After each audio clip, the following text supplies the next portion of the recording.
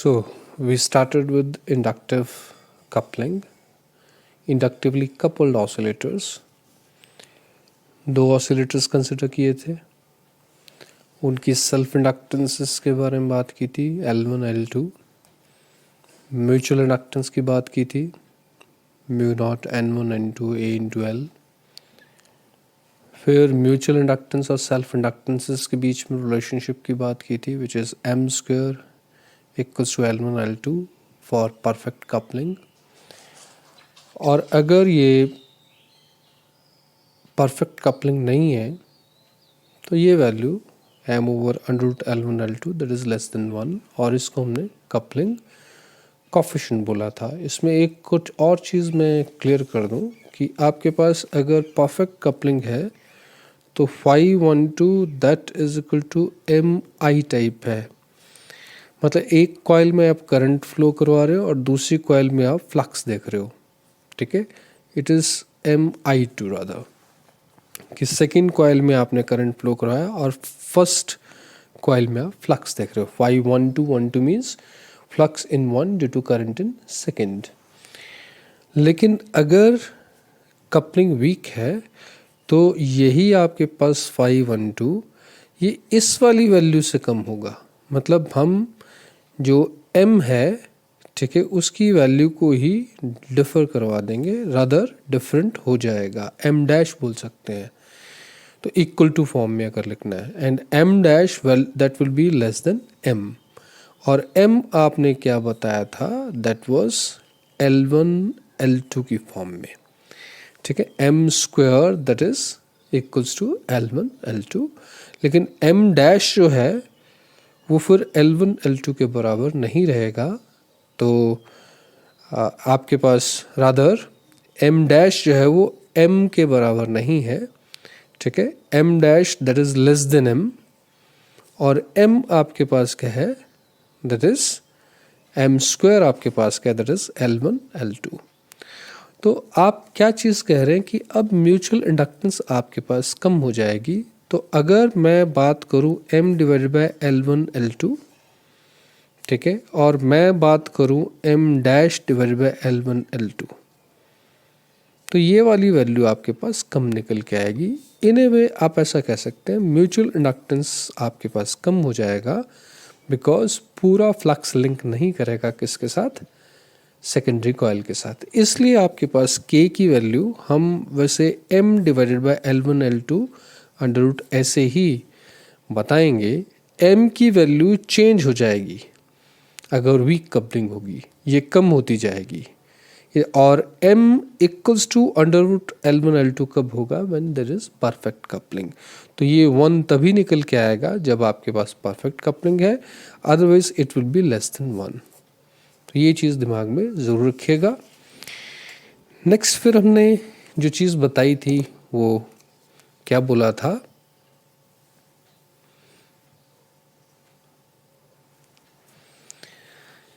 ये दो equations primary circuit और सेकेंडरी सर्किट के लिए ये दो इक्वेशंस बनाई थी हमने, और फिर Q1 को इंटीग्रेशन I1 dt और Q2 को इंटीग्रेशन I2 dt ये ऐसा कंसिडर किया था।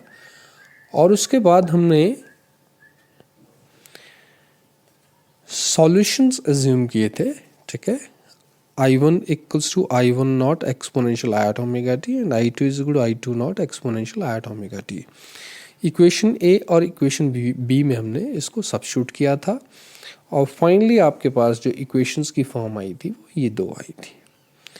उसके बाद आपने 1 over L1 C1 1 over L2 C2 को ओमेगा नॉट स्क्वायर कंसिडर किया था। मतलब हमने दोनों LC सर्किट्स कैसे कंसिडर किए, आइडेंटिकल कंसिडर किए थे। और फिर हमारे पास एक्सप्रेशंस कैसे बने थे, फिर हमारे पास एक्सप्रेशंस, ठीक है, जब हमने इनको सेम कंसिडर किया तो ये एक्सप्रेशंस आए थे। फिर हमने दोनों इक्वेशंस को मल्टीप्लाई किया था, लेफ्ट हैंड साइड को लेफ्ट हैंड साइड के साथ और राइट हैंड साइड को राइट हैंड साइड के साथ। और मल्टीप्लिकेशन के बाद ये omega naught square divided by omega square minus 1 ये दो बार आ गया तो स्क्वायर हो गया इनटू I1 I2, ठीक है। ये लेफ्ट हैंड साइड आपके पास ये आ गई और राइट हैंड साइड ये बन गई। इसमें भी I2 इंटू I1 ये प्रोडक्ट आ गया, m into M M square और L1 L2 ठीक है डिनोमिनेटर में आ गया था। और फिर हमने क्या बोला था, ये I1 I2 क्या हो जाएंगे, कैंसिल हो जाएंगे, और ये m square divided by L1 L2 that is k square. यहाँ तक हमने लास्ट टाइम किया था। इसके बाद अब अगर देखें omega not square divided by omega square minus 1 whole square that is equal to k square, ठीक है। तो अगर अंडर रूट हटाएंगे तो आपके पास क्या हो जाएगा, it will B plus minus के। यहाँ आपके पास प्लस माइनस के आ गया, ये अंडर रूट आपने हटा दिया। अगर ऐसी बात है तो फाइनली ये मैथमेटिक्स अब आपके पास आ जाती है, ये -1 दूसरी साइड जाके +1 हो जाएगा, तो 1 प्लस माइनस के, और आपको ओमेगा चाहिए in terms of omega naught. तो आप क्या कीजिए, ओमेगा स्क्वायर को ऊपर ले आइए और 1 प्लस माइनस के ये नीचे आ जाएगा। तो आपके पास क्या बनेगा, omega square is equals to omega not square divided by 1 plus minus k. मतलब ओमेगा आपके पास क्या हो जाएगा, it will be under root of this, तो ओमेगा नॉट स्क्वायर का ओमेगा नॉट रह जाएगा and 1 plus minus k under root. इसमें प्लस माइनस नहीं लगाना है, रीजन बीइंग फ्रीक्वेंसी आपके पास नेगेटिव नहीं होती है, तो प्लस ही रहेगा राधा। अब ये दो फ्रीक्वेंसीज हैं, एक फ्रीक्वेंसी आपके पास क्या है, omega naught divided bye plus sign के साथ, ठीक है, अंडर रूट 1 प्लस के, और दूसरी क्या है माइनस साइन के साथ omega not divided by 1 minus k under root. These are the two normal mode frequencies. तो ये चीज़ आपके पास ध्यान में रहे। तो आपके पास कपल सिस्टम रेजोनेट कर सकता है किन फ्रीक्वेंसीज के ऊपर, ओमेगा 1 और ओमेगा 2 के ऊपर। तो couple system can resonate at omega 1 and omega 2। इसका मतलब है हमारे पास दो पीक्स आएंगी। तो ग्राफ में भी ये बता रखा है, जैसे ये एक ग्राफ है आपके पास, ये रेड वाला जो ग्राफ है, तो एक पीक आपके पास ओमेगा 1 के ऊपर आ जाएगी, एक पीक आपके पास ओमेगा 2 के ऊपर आ जाएगी। लेकिन अगर कपलिंग वीक होती जाएगी तो ये दोनों पीक्स पास आती जाएंगी। ये मैंने डिफरेंट के लिए बात की, ठीक है। ये दोनों आपके पास पीक्स पास आ चुकी हैं फॉर रिलेटिवली वीकर कपलिंग। और अगर कपलिंग है ही नहीं तो दोनों ऑसिलेटर्स इंडिपेंडेंटली ऑसिलेट करेंगे, किस फ्रीक्वेंसी के साथ, ओमेगा नॉट के साथ। तो उस केस में के क्या हो जाएगा, दैट विल बी 0, के 0 हो जाएगा। तो 1 plus 0 is 1, 1 minus 0 is again 1, omega 1 भी ओमेगा नॉट हो जाएगा और ओमेगा 2 भी ओमेगा नॉट हो जाएगा, ठीक है। तो इस वक्त आपके पास ये वाली कर्व आएगी और दोनों की जो रेजोनेंट फ्रीक्वेंसी है दैट इज ओमेगा नॉट, अगर बात की जाए। अदरवाइज अगर कपलिंग है तो रेजोनेंट फ्रीक्वेंसीज वो डिफरेंट होंगी, ओमेगा 1 एंड ओमेगा 2। और पीक्स के बीच में सेपरेशन किसके ऊपर डिपेंड करेगी, के की वैल्यू के ऊपर, ठीक है। ये चीज़ अब दिमाग में आपने बिठा लेनी है। So larger is the value of k, greater is the separation between the peaks, and as k approaches to 0, omega 2 approaches to omega 1. k अगर 0 हो जाएगा तो दोनों omega नॉट को अप्रोच करेंगे, वो भी मैंने आपको बताया। And the two coupled oscillators, rather वो coupled ही नहीं रहे, they oscillate independently, ठीक है, and resonance occurs at single frequency, कौन सी frequency, that is omega not, अगर दोनों में कोई कपलिंग नहीं है, ठीक है। टाइट कपलिंग के लिए जो दोनों पीक्स हैं दे आर वाइडली सेपरेटेड, ये भी चीज़ साथ में रहेगी। तो इस तरीके से एनालिसिस अब आपके दिमाग में बैठ जाना चाहिए। नेक्स्ट जो हमारा इसमें पार्ट है, इसी उसमें वो क्या है, इन फेज और आउट ऑफ फेज मोड्स को आप किस तरीके से बताओगे। तो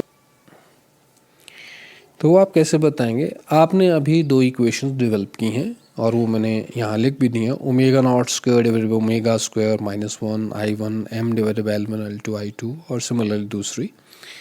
ये दोनों इक्वेशंस हमें पता है, तो आप कोई एक इक्वेशन लेके चलते हैं। आपने ये equation omega not square divided by omega square -1 into I1 equals to m divided by L1 into I2, इसके साथ हम आगे प्रोसीड करेंगे। तो इसमें सपोज हम omega equals to omega not divided by 1 plus k under root ये substitute करते हैं। तो इन ए वे आप क्या सब्स्टिट्यूट कर रहे हो, दैट इज ओमेगा।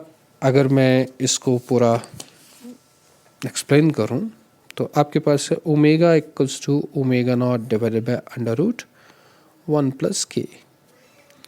तो इसका मतलब है अगर मैं स्क्वायर करता हूं तो आपके पास क्या बनेगा, omega square that is equal to omega not square divided by 1 plus k. इसका मतलब है आपके पास omega square divided by omega not square that is equal to 1/1 plus k. और ये चीज़ आगे हम चलाएंगे। तो इसको आप रेसिप्रोकल उसमें ले लीजिए, तो omega not square divided by omega square that is equal to 1 plus k. इसका आपने रेसिप्रोकल, इसका भी रेसिप्रोकल कर दिया। अब ये 1 आप लेफ्ट साइड में ले आइए, -1 हो जाएगा and that is equal two plus के। यही चीज़ हम सीधी सीधी सब्स्टिट्यूट कर देंगे। और दूसरे केस में जब यहाँ माइनस होगा तो यहाँ माइनस आएगा, यहाँ माइनस आएगा तो यहाँ भी आपके पास माइनस आ जाएगा। तो जब ओमेगा इक्वल टू ओमेगा 1 करेंगे तो omega not square divided by omega square -1 that is plus k, और जब ओमेगा 2 करेंगे तो ये माइनस के हो जाएगा। तो आपने omega not square divided by omega square -1 is equal to k यहाँ सब्स्टिट्यूट कर दिया। जब आपने यहाँ इसको के सारे को के सब्स्टिट्यूट कर दिया तो I2 divided by I1 that is L1 by M into k हो जाएगा। वो आपने ये लिख दिया, ठीक है। तो आपके पास I2 divided by I1 that is के L1 डिवाइडेड बाय M। मेरे लिए ज़्यादा इंपॉर्टेंट है इसका साइन क्या है, दैट इज पॉजिटिव। लेकिन जब आप omega equals to omega 2 consider करेंगे, that means omega is equal to omega not divided by 1 minus k under root, तो सिमिलर फैशन में अभी मैंने आपको बताया कि ये वैल्यू आपके पास माइनस के बन जाएगी। तो ये माइनस के L1 बाय M, रादर इसका साइन क्या होगा, नेगेटिव। साइन पॉजिटिव होने का मतलब है I2 and I1 they are in the same sense, इसका मतलब they are in same phase, ठीक है। तो इसको बोलेंगे इन फेज मोड। और यहाँ नेगेटिव साइन का मतलब है I2 और I1 they are out of phase, तो इसको हम बोलेंगे out of phase mode, that means they are in opposite sense. Currents they are in opposite sense, तो ये आउट ऑफ फेज मोड, और सेम सेंस में तो वो इन फेज मोड आपको बोला जाएगा। तो जहाँ तक मोड्स के बारे में सवाल है तो आप इस तरीके से इन फेज मोड और आउट ऑफ फेज मोड बताएंगे। Now there will be exchange of energy, ठीक है। दोनों ऑसिलेटर्स के बीच में एनर्जी का क्या होगा, एक्सचेंज होगा। बिल्कुल वैसे ही जैसे हमने mechanical oscillators, coupled mechanical oscillators की बात की थी, वैसे ही हम कपल्ड इलेक्ट्रिकल ऑसिलेटर्स की बातें करेंगे। तो अगर हम एक कैपेसिटर की प्लेट्स के ऊपर चार्ज रख दें, ठीक है, एक आपके पास एलसी सर्किट, ये दूसरा एलसी सर्किट, ये मैंने आपको पहले भी एक्सप्लेन किया था। इस प्लेट्स पर अगर हम चार्ज रख दें, पॉजिटिव नेगेटिव इस तरीके से, तो ये क्या करेगा, फिर डिस्चार्ज करेगा थ्रू इंडक्टर। तो इसके अक्रॉस जो मैग्नेटिक फ्लक्स होगा वो आप सेकंड कॉइल के इंडक्टर के साथ लिंक करवा रहे हैं, बिकॉज बीच में आपने कोर रखी है। तो इसमें जब मैग्नेटिक फ्लक्स चेंज होगा तो ईएमएफ डेवलप होगा और इसमें करंट डेवलप हो जाएगा। फिर ये इस कैपेसिटर प्लेट्स को चार्ज करना शुरू कर देगा। मेरा कहने का मतलब है initially all of the energy is with the first oscillator, फिर इसमें से कुछ एनर्जी का ट्रांसफर यहाँ हो रहा है टू द सेकेंड ऑसिलेटर। एक टाइम क्या आएगा, ये फुली डिस्चार्ज हो जाएगा और इसमें करंट क्या स्टॉप हो जाएगा। इसका मतलब उस वक्त ये फुली आपके पास चार्ज हो चुका होगा कैपेसिटर। तो यहाँ की एनर्जी इसमें ट्रांसफ़र होगी, फिर दोबारा वही चीज़, ये फिर डिस्चार्ज होगा, ठीक है। फिर सेकंड एलसी सर्किट की जो एनर्जी है वो फर्स्ट में जाएगी। तो suppose Q1 is the charge on the capacitor plates of first and Q2 is the charge on the capacitor plates of second at any instant. एक पे Q1 मान लिया, एक पे Q2 मान लिया। तो इनका वेरिएशन बिल्कुल वैसा ही होगा जैसा मैकेनिकल ऑसिलेटर के लिए हुआ था। तो एम्पलीट्यूड के वेरिएशन बिल्कुल वैसे होंगे। वहाँ हमने एक्स और वाई कंसिडर किए थे, यहाँ हम Q1 और Q2 कंसिडर करेंगे। वही एम्पलीट्यूड आपके पास किस फ्रिक्वेंसी के साथ वेरी करेगा, मॉड्यूलेटिंग फ्रिक्वेंसी के साथ, और जो एक्चुअल ऑसिलेशंस होंगी वो किस फ्रिक्वेंसी के साथ होंगी, ओमेगा ए के साथ। तो बिल्कुल वैसे ही मैंने ये ग्राफ्स बना दिए हैं। ये फर्स्ट ऑसिलेटर के लिए Q1 चार्ज और सेकंड के लिए Q2 चार्ज की बात हो रही है। मतलब आप सीधे ग्राफ्स बना देंगे तो सबसे पहले आपने देखो इसका एम्पलीट्यूड क्या है, मैक्सिमम है, तो सारी के सारी एनर्जी कहाँ है, that is with the first circuit L1 C1, ठीक है। तो L1 C1 के पास सारी एनर्जी है। फिर 1/4 ऑफ साइकिल के बाद क्या होगा, ये सारी की सारी एनर्जी किसके पास आ जाएगी, सेकंड ऑसिलेटर के पास। और देखो फर्स्ट ऑसिलेटर के पास एनर्जी 0 हो गई, मतलब चार्ज 0 हो गया, ठीक है। और सेकंड ऑसिलेटर के पास मैक्सिमम आ गया, तो ये चार्ज आपके पास मैक्सिमम हो गया। इसका मतलब एनर्जी सारी की सारी सेकंड ऑसिलेटर के साथ रिलेट कर दी। एंड फिर अगर आप 1/4 साइकिल और प्लस कर दें, T/4 में 1/4 और मतलब T/2 हो जाएगा। मतलब यहाँ से यहाँ आप क्या कर रहे हो, प्लस T/4 कर रहे हो। T/4 plus T/4 is T/2। उसके बाद फिर क्या हो जाएगा, फर्स्ट ऑसिलेटर के पास मैक्सिमम एनर्जी आ जाएगी और सेकंड ऑसिलेटर के पास 0 हो जाएगी, ठीक है। तो ईच 1/4 ऑफ साइकिल उसके बाद एनर्जी का कंप्लीट एक्सचेंज हो रहा है। और अगर कहीं बीच में बात करोगे तो दोनों के पास एनर्जी होगी और एनर्जी ट्रांसफ़र चला होगा। तो ये चीज़ आप ध्यान में रखिएगा। तो ये चीज़ क्या हुआ, there is exchange of energy between the two oscillators. So after each 1/4 Tm/4 there is complete transfer of energy from one oscillator to the other and vice versa। इस तरीके से आपका ये चैप्टर कंप्लीट हुआ। और अब नेक्स्ट जो होंगी इसकी असाइनमेंट्स होंगी जिसको आप करेंगे, जो मैं आपको सेंड करूँगा। अभी आपने इस चैप्टर को कम्प्लीटली देख लेना, कोई भी चीज़ आपके दिमाग से नहीं छूटनी चाहिए। और जल्द ही मैं आपको इसकी असाइनमेंट्स भी दूंगा। तो आज के लिए इतना।